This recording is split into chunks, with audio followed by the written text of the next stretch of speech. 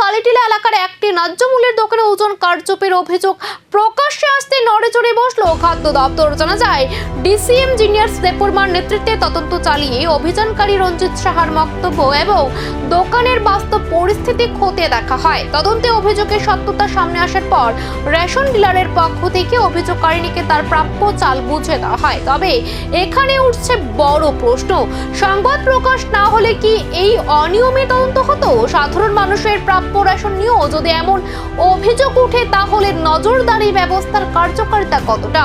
এদিকে পূর্বে প্রকাশিত ডোমেস্টিক গ্যাস সিলিন্ডারের অপব্যবহারের অভিযোগ নিয়ে জানতে চাইলে সংশ্লিষ্ট আধিকারিক স্পষ্ট মন্তব্য এড়িয়ে গেছেন বলেও অভিযোগ উঠেছে।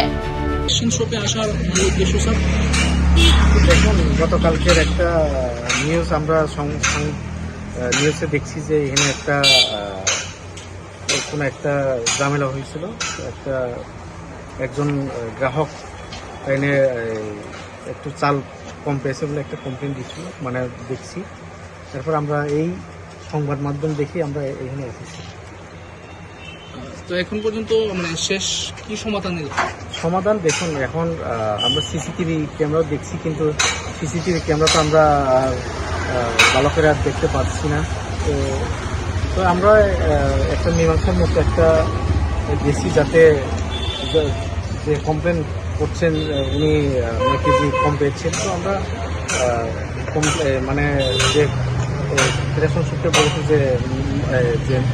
যে চাল কম পেয়েছেন এটা একটু দিয়ে দিতে, যাতে আর এই ঝামেলাগুলোকে আর ফাটার যাতে না নিয়ে একটা মিউচুয়ালের কাছে হয়তো কোনো একটা মিসআন্ডারস্ট্যান্ডিং হইতে পারে।